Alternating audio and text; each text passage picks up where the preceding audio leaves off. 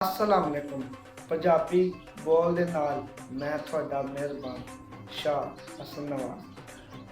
आज की जी साडी ये वीडियो हैगी ये साडी मां बोली जबान ते है कि साडी जेड़ी मां बोली जबान है वो क्यों ज़रूरी है और एदी अहमियत की है। पंजाबी बोल ते इस साड प्रोग्राम एपिसोड असी थानू अपनी मां बोली के बारे कुछ चीज़ा ने वो दसन लगे।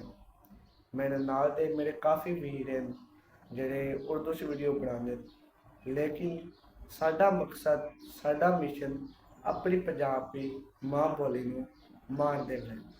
वो वास्ते पहले एक छोटा जहा कलाम है, थोड़ा जहा मुख्तसर करके पढ़ांगे और थोड़ा सुना के फिर असी अपने प्रोग्राम का आगाज़ शुरू करांगे।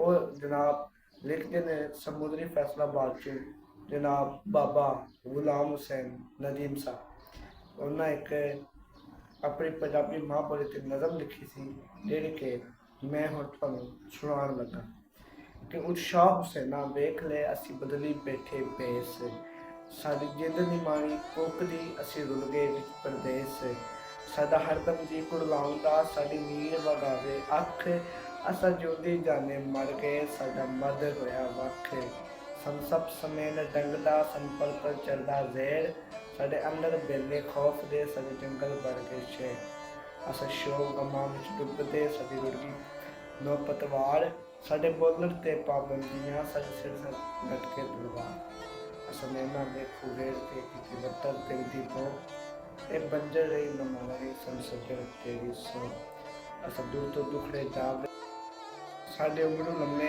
रोग।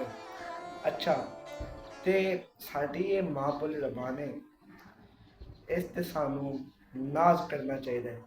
पढ़ पंजाबी, लिख पंजाबी, गैरतमंद बंदा बोल पंजाबी, ते साडी मां बोली है इनू मान देओ क्योंकि साडा चैनल पंजाबी बोले यानी पंजाबी बोल। ठीक हो गया। तो मैं और थानू अज दी इस वीडियो के अंदर अपनी मां बोली जबान दे कुछ अहमियत दसन लगा। वेखो मेरे वीरों, जदों भी तुसी किसी काम की शुरुआत करते हो, यानी मैं थानू एक बहुत अच्छी बात कि हुण गल ये है कि साडी कि जदों एक बच्चा पैदा होंदा है ते वो अपनी मां की गोद जिहड़ी पहली ओहदी जबान होंदी है वो सीखता है अपनी मां की जबान। वास्ते मेरे वीरों अपनी मां बोली जबान नू तरजीह दिओ।